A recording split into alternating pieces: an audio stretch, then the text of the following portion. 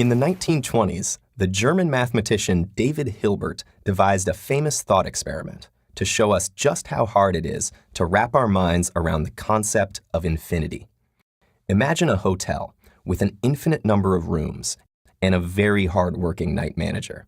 One night, the infinite hotel is completely full, totally booked up with an infinite number of guests.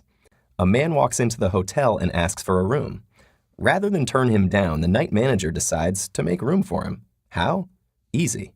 He asks the guest in room number 1 to move to room 2, the guest in room 2 to move to room 3, and so on.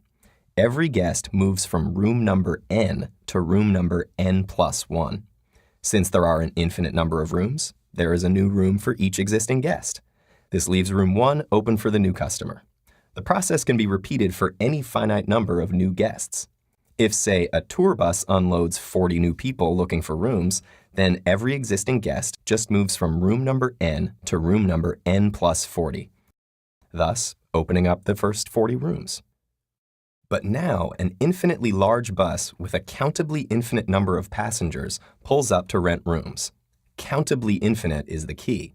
Now, the infinite bus of infinite passengers perplexes the night manager at first, but he realizes there's a way to place each new person. He asks the guest in room 1 to move to room 2. He then asks the guest in room 2 to move to room 4, the guest in room 3 to move to room 6, and so on. Each current guest moves from room number n to room number 2n, filling up only the infinite even-numbered rooms. By doing this, he has now emptied all of the infinitely many odd-numbered rooms, which are then taken by the people filing off the infinite bus. Everyone's happy, and the hotel's business is booming more than ever. Well, actually, it is booming exactly the same amount as ever, banking an infinite number of dollars a night. Word spreads about this incredible hotel. People pour in from far and wide. One night, the unthinkable happens.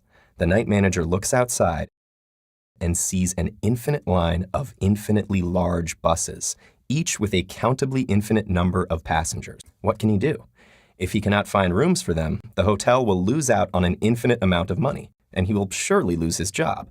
Luckily, he remembers that around the year 300 BCE, Euclid proved that there is an infinite quantity of prime numbers. So to accomplish this seemingly impossible task of finding infinite beds for infinite buses of infinite weary travelers, the night manager assigns every current guest to the first prime number, 2, raised to the power of their current room number. So the current occupant of room number 7 goes to room number 2 to the 7th power, which is room 128. The night manager then takes the people on the first of the infinite buses and assigns them to the room number of the next prime, 3, raised to the power of their seat number on the bus.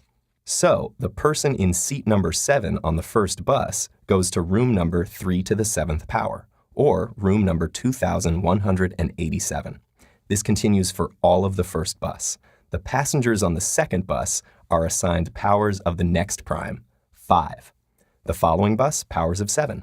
Each bus follows powers of 11, powers of 13, powers of 17, etc. Since each of these numbers only has 1 and the natural number powers of their prime number base as factors, there are no overlapping room numbers. All the bus's passengers fan out into rooms using unique room assignment schemes based on unique prime numbers. In this way, the night manager can accommodate every passenger on every bus, although there will be many rooms that go unfilled, like room 6, since 6 is not a power of any prime number.